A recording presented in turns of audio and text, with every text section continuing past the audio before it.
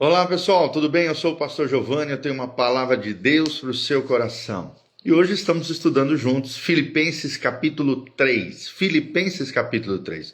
É uma série de estudos sobre o livro de Filipenses, já começamos o 1, o 2, agora estamos avançando no capítulo 3 de Filipenses. Abre o seu coração, deixa Deus falar com você. Eu tenho certeza que Deus tem algo lindo para ensinar às nossas vidas. Filipenses 3:1 diz: quanto ao mais, irmãos meus, alegrai-vos no Senhor. A mim não me desgosta, e é segurança para vós outros que eu escrevo as mesmas coisas. Acautelai-vos dos cães, acautelai-vos dos maus obreiros, acautelai-vos da falsa circuncisão, porque nós é que somos a circuncisão. Nós que adoramos a Deus no Espírito e nos gloriamos em Cristo Jesus. E não confiamos na nossa carne, bem que eu poderia confiar também na carne. Se qualquer outro pensa que pode confiar na carne, eu ainda mais, circuncidado ao 8º dia, da linhagem de Israel, da tribo de Benjamim, hebreu dos hebreus, quanto à lei fariseu, quanto ao zelo perseguidor da igreja, quanto à justiça que há na lei, irrepreensível. Mas o que para mim era lucro, isto considerei perda por causa de Cristo. Sim, deveras considero tudo como perda por causa da sublimidade do conhecimento de Cristo Jesus, o meu Senhor, por amor do qual perdi todas as coisas e as considero como refúgio para ganhar a Cristo e ser achado nele, não tendo justiça própria que procede da lei, senão a que é mediante a fé em Cristo, a justiça que procede de Deus, baseada na fé, para o conhecer e o poder da sua ressurreição, e a comunhão dos seus sofrimentos, conformando-me com ele na sua morte, para de algum modo alcançar a ressurreição dentre os mortos. Não que o tenha já recebido ou tenha já obtido a perfeição, mas prossigo para conquistar aquilo para o qual também fui conquistado por Cristo Jesus. Irmãos, quanto a mim, não julgo havê-lo alcançado, mas uma coisa faço, esquecendo-me das coisas que para trás ficam e avançando para aquelas que estão diante de mim, prossigo para o alvo, para o prêmio da soberana vocação de Deus, em Cristo Jesus. Todos, pois, que somos perfeitos, tenhamos este sentimento, e se porventura pensais de outro modo, também isso Deus vos esclarecerá. Todavia, andemos de acordo com o que já alcançamos. Irmãos, sede imitadores meus, e observai os que andam segundo o modelo que tendes em vós, em nós. Pois muitos andam entre nós, dos quais repetidas vezes eu vos dizia, e agora vos digo, até chorando, que são inimigos da cruz de Cristo. O destino deles é a perdição, o Deus deles é o ventre, a glória deles está na sua infâmia, sua vergonha, visto que só se preocupam com as coisas terrenas, pois a nossa pátria está nos céus, de onde também aguardamos o Salvador, o Senhor Jesus Cristo, o qual transformará o nosso corpo de humilhação para ser igual ao corpo da sua glória, segundo a eficácia do poder que ele tem de até subordinar a si todas as coisas. São 21 versículos, Filipenses capítulo 3. Filipenses capítulo 3. Mas que lições nós podemos extrair de Filipenses capítulo 3? O tema central de Filipenses 3 é a excelência do conhecimento de Cristo. Uma renúncia radical da justiça própria e a perseguição apaixonada pela maturidade espiritual, visando, é claro, o prêmio celestial. Então é isso, uma perseguição apaixonada pela maturidade espiritual. Primeiro momento, vemos uma advertência contra os falsos mestres, do versículo 1 ao versículo 3. Ele primeiro fala da alegria como escudo, alegrai-vos no Senhor. E essa é uma repetição estratégica. A palavra alegria aparece 14 vezes no livro de Filipenses. Por isso, Filipenses também é conhecido como o livro da alegria. E essa repetição estratégica da palavra alegrai-vos no Senhor, ou alegria, ela vai em contra das heresias, dos ensinos errados, equivocados a doutrinas de demônios. É interessante que a verdadeira alegria é o antídoto contra os falsos ensinos. No segundo momento, vemos características dos inimigos, de 2 a 3. Eles são chamados de cães, ou seja, tem como significado aqui os falsos mestres, aqueles legalistas que mordem os irmãos dentro da comunidade. Vemos também os maus obreiros, aqueles que promovem obras da carne, carnalidades, pecados, iniquidades, e não promovem a fé. E vemos os falsos circuncisos, que é aqueles que adoram uma ritualística, sacrifícios, mas que não aplicam o seu coração. Tem um ritualismo sem coração. Nós também vemos isso em Romanos 2, 28 a 29.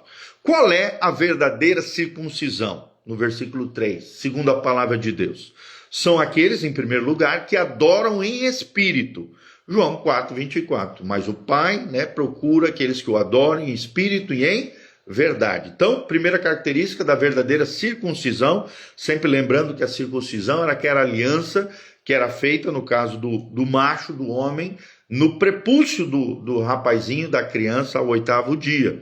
E ali era estabelecida na carne uma aliança com o Criador, o Adonai, o Yahvé, o Deus de Israel. Na mulher era o ímen, é aquele lacre que tem dentro do aparelho reprodutor feminino. Ali está a aliança com Deus.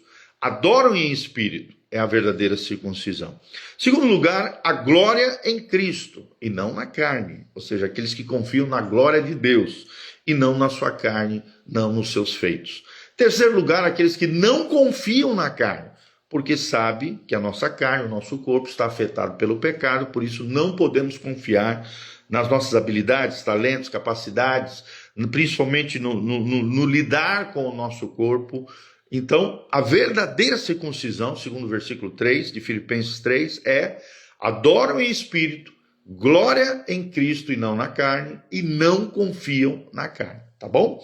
Segundo pontinho que trazemos para vocês é a renúncia radical de Paulo, do versículo 4 ao 11.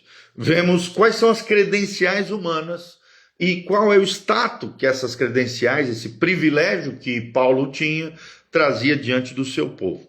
Privilégio, por exemplo, de ser circuncidado ao 8º dia. Isso trazia a Paulo um status de judeu legítimo e não prosélito. Prosélito é aquele que não nasceu de descendência natural judaica, mas se converte, ao judaísmo a partir de determinada idade, já adulto ou maiorzinho. Ele era da tribo de Benjamim, ou seja, ele vinha de uma linhagem real. 1 Samuel 9, de 1 a 2, foi a primeira tribo que Deus escolheu para serem reis em Israel. Ele era fariseu zeloso, ou seja, trazia como status, ele era um mestre da lei, capacitado, gabaritado, aprendeu aos pés de Gamaliel. Lá em Atos 22, 3, menciona esse fato do apóstolo Paulo. Ele era perseguidor da igreja, ou seja, ele era irrepreensível quanto ao zelo pela lei, então irrepreensível na lei. Isso trazia a ele uma autoconfiança, uma autossuficiência. Mas aí, Paulo relata de 7 a 8 que ele considerou tudo, ele perdeu tudo por Cristo. Considero como perda, diz ele, literalmente no versículo 7. Aqui é um termo contábil, Zêmia, que significa um prejuízo irreparável. Considero como esterco, versículo 8, é um termo forte, skybala, que significa lixo ou excremento, ou seja, nenhuma conquista humana se compara a Cristo. Do ponto de vista de Paulo, na perspectiva bíblica, é lixo e é excremento. E vemos também ele tendo um alvo supremo do versículo 9 ao 11. A justiça dele já não era mais por obras, pela lei, mas era uma justiça pela fé. Ele trocou a justiça própria pela justiça de Deus. No segundo momento, vemos a comunhão no sofrimento do versículo 10. Conhecer o poder da ressurreição. Comunhão com os seus sofrimentos. É o que diz a palavra de Deus. E ao final ele fala da ressurreição final. Para alcançar a ressurreição. Nós vemos aqui uma esperança cristológica e escatológica. A esperança de um dia ser ressuscitado dentre os mortos e estar com Cristo num novo corpo glorificado para todo sempre. Assim como a esperança de todo cristão verdadeiro, de todo aquele que crê no poder de Deus e na volta de Jesus. Terceiro pontinho que trazemos para você aqui é a corrida rumo à maturidade, dos versículos 12 a 16. No primeiro momento ele diz não, a não perfeição, mas a perseguição, no versículo 12. Não que eu já tenha alcançado, né? Aqui vemos uma condição de não perfeição. Paulo rejeita a perfeição terrena, em contraste aqui com o farisaísmo. E trazemos como aplicação que o crescimento cristão é um processo contínuo, que inicia-se no novo nascimento, regeneração, conversão, que é a mesma coisa, até o dia da nossa morte física ou então da volta de Jesus. Vou repetir, o crescimento cristão é um processo contínuo. Vemos aqui também uma dinâmica espiritual, versículo 3 ao 14. Primeiro, Paulo esquecendo o passado. No versículo 3, ele fala de vitórias e fracassos.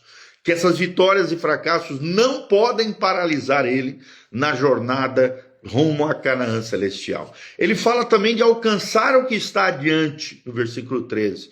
Vemos Paulo com foco no futuro. O alvo dele é celestial. E no terceiro momento, vemos o prêmio da soberana vocação, do versículo 14. Prêmio aqui é brabeion, no grego significa recompensa de um atleta, a honraria que um atleta recebia ao conquistar a sua jornada. 1 Coríntios 9, 24 também menciona sobre isso. E também ele fala de um convite à coerência, dos versículos 15 a 16. Todos que somos perfeitos. Perfeitos aqui, teleioi, significa maduros. Não está falando aqui de plenamente perfeitos 100%, mas de homens e mulheres maduros e homens e mulheres que vencem o pecado. E quando ele diz andemos de acordo, ele fala de uma unidade na jornada entre os cristãos, mesmo tendo cada um deles ritmos diferentes de fé, de maturidade, de caminhada com Deus. Precisamos manter uma unidade como corpo de Cristo, como povo de Deus, na jornada rumo a Canaã celestial. Quarto pontinho que trazemos para vocês é o contraste entre os dois estilos de vida, do 17 ao 21. Primeiro, o modelo a seguir. Versículo 17, olha a autoridade que Paulo tem quando ele diz, sede meus imitadores. Paulo se coloca aqui como um padrão vivo de alguém que imitava Cristo. 1 Coríntios 11, 1 também fala sobre isso. E vemos uma advertência aqui bíblica. Líderes devem viver o que pregam. Líderes precisam ser um modelo para o rebanho de uma vida centrada em Cristo, de uma vida do Cristo encarnado no seu dia a dia, nas suas características, nos seus comportamentos. Por isso Paulo disse, sede meus imitadores, como eu sou de Cristo. Então, quais são as características, o contraste aqui, né? Quais são as características dos inimigos da cruz? Versículo 18 a 19. Eles têm, em primeiro lugar, como traço, como característica, Deus, né? O Deus deles é o ventre, diz o apóstolo Paulo. E aqui vemos que eles são, né, como manifestação disso, escravos dos seus apetites. São glutões, são beberrões, são pessoas desgovernadas através de bebidas e também de alimentação e não freio moral também. Escravos dos seus apetites, é a palavra glutonaria no original. Também vemos que eles têm glória na vergonha, ou seja, eles têm prazer no pecado. Tem uma moralidade invertida e uma vida imoral infelizmente antiética e assim por diante. Eles pensam nas coisas terrenas, ou seja, eles têm uma mente humana caída, corrompida, uma mente não renovada, diferentemente daquilo que nos ensina Romanos 12, 2, que diz que nós temos que ser transformados, renovados na nossa mente. Esse é o crente. O descrente tem uma mente não renovada, uma mente mundana, uma mente carnal, uma mente tomada pela corrupção do pecado. Vemos também uma identidade celeste nos últimos 2 versículos, de 20 a 21. Ele termina dizendo, a nossa pátria está nos céus. Ou seja, todo crente, todo cristão verdadeiro é um peregrino nessa terra. 1 Pedro 2,11 fala que nós aguardamos a cidade celestial, também Hebreus 11,16 menciona isso. Eu e você somos peregrinos, estamos aguardando a nova Jerusalém que descerá do céu, o lar celestial, a cidade celestial que Deus tem preparado para nós. Vemos também aqui uma transformação gloriosa, Deus pegando o nosso corpo mortal e nos dando, tirando esse corpo de humilhação, como Paulo fala, e nos dando um corpo glorioso, no versículo 21, pelo poder de Cristo. Ou seja, vemos um ato soberano, a soberania divina, sobre a criação e sobre os regenerados, os santos, separados para a glória de Deus. Então, concluindo tudo, a esperança da glorificação nos motiva à santidade. Vou repetir, a esperança da glorificação, da volta gloriosa de Cristo, onde os nossos corpos serão, se estivermos mortos, ressuscitados, se estivermos vivos,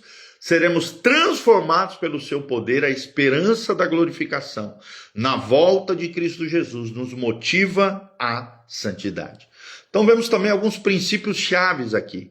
A renúncia de méritos, no versículo 7 e 8, como aplicação, rejeitar a autossuficiência religiosa.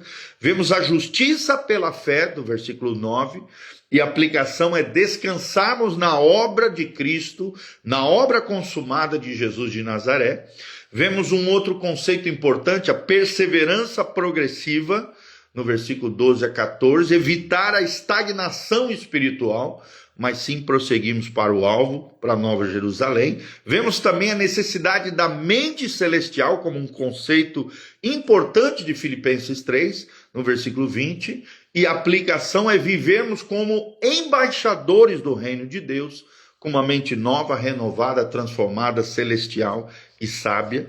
E vemos a esperança escatológica como outro princípio-chave e conceito fundamental no versículo 21, suportar os sofrimentos presentes com uma perspectiva eterna de que em breve a dor, o sofrimento, a morte, o luto, a tristeza, o pecado, a sujeira, a maldição, tudo isso será derrotado quando estivermos na Nova Jerusalém, nada disso entrará. Então, vemos um esquema escatológico e teológico extraordinário em Filipenses 3. Em primeiro momento, um alerta, de 1 a 3, sobre os inimigos da cruz, o perigo que eles oferecem. E sempre nos levando à renúncia, do 4 a 11, com relação aos créditos humanos, transformando-os em perda, no versículo 7, o conhecimento de Cristo como grande ganho do crente, no versículo 8, também um alerta contra a perseguição, de 12 a 16, esquecermos o passado, no versículo 13, alcançarmos o alvo, no versículo 14, e o grande contraste é isso, 17 a 21, os modelos que nós temos daqueles que vivem para o céu, a verdadeira liderança espiritual, homens e mulheres transformados pelo poder de Deus. E os adversários são aqueles que vivem para a terra. Você está diante de um contraste aqui. Você quer viver para o céu, no versículo 17, ou você quer ser um adversário de Deus, como aqueles que vivem para a terra, no versículo 19. E o desfecho aqui é a grande transformação gloriosa do versículo 21. Então, vemos aqui, se suas credenciais não cabem numa cruz, são inúteis para a salvação. A vida cristã não é uma caminhada de glória, mas uma corrida de resistência. Terceiro lugar, os inimigos da cruz não são ateus, mas sim religiosos, que muitas vezes trocam a graça de Deus por ritos e sacrifícios inúteis. Enquanto o mundo pergunta onde você nasceu, o céu indaga para mim e para você para onde você se dirige, para onde você está indo. E as aplicações práticas para nós, se somos novos convertidos, precisamos desapegar-nos das conquistas passadas.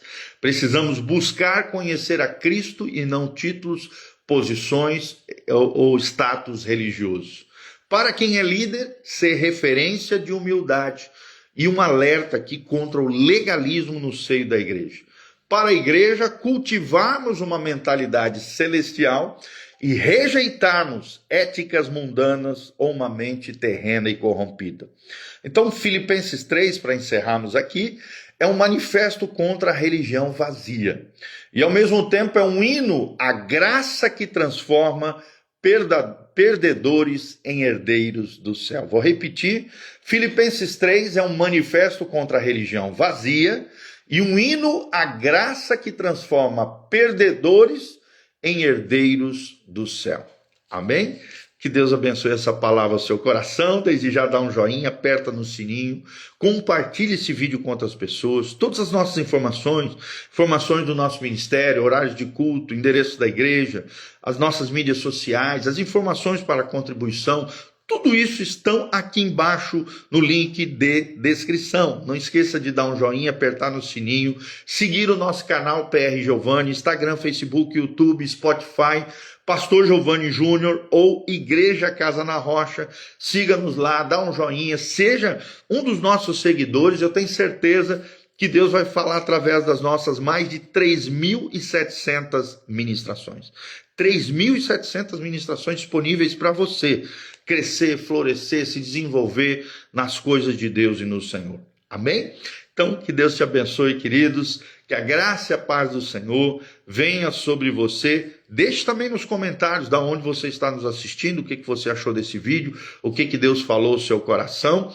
Amém? Nando Garcia, um grande abraço. Camila Godoy, preciosa, estamos morrendo de saudade de você. A Miguela Afonso Ribeiro, a Ana Paula Rossi, a Dariane Virgens, o Luiz Francisco Oliveira, o Rei Paiva também, todos os nossos amados irmãos estão aqui.